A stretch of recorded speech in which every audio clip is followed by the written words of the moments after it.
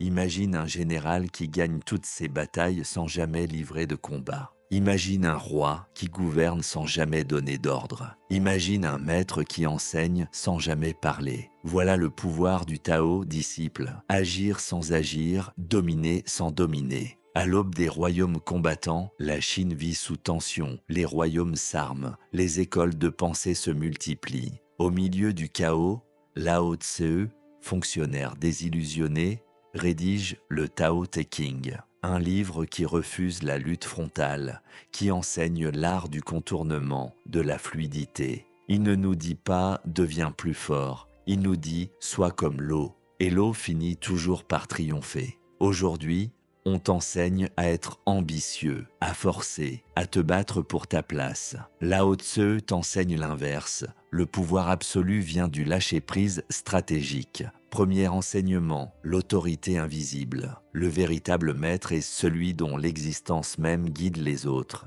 Il n'impose rien, il inspire tout. Comme dans le bouddhisme zen, le maître ne donne pas de réponse, il montre comment écouter. Deuxième enseignement, triompher par la souplesse. Le roseau plie sous la tempête et survit. Le chêne rigide se brise. Celui qui veut contrôler meurt avec son contrôle. Celui qui laisse la vie couler triomphe des épreuves en les épousant. Troisième enseignement, gouverner par le non-faire. Un pays bien gouverné est un pays où personne ne sent le poids du pouvoir. Une équipe performante est celle où l'on croit que tout arrive naturellement. Ton propre esprit doit devenir ce pays sans tyrannie intérieure, sans oppression mentale. Quatrième enseignement, la force du vide. Dans le Tao, le vide est tout. Un bol est utile par son vide, non par sa matière. Ton esprit aussi doit être vide pour accueillir l'inattendu, le subtil, l'opportunité. Comment appliquer le Tao au XXIe siècle? Mène sans imposer au travail. Dans tes projets, sois celui qu'on suit naturellement. Sois souple dans l'adversité. Quand le chaos arrive, ne t'oppose pas. Flux autour. Pratique le silence stratégique dans tes relations,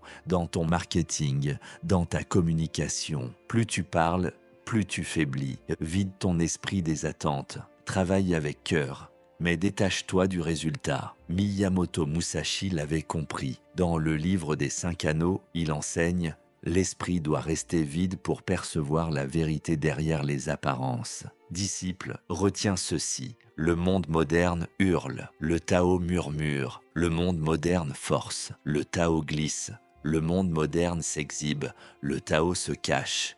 Et pourtant, à la fin, c'est toujours la rivière qui creuse la montagne. Pas par violence, par patience.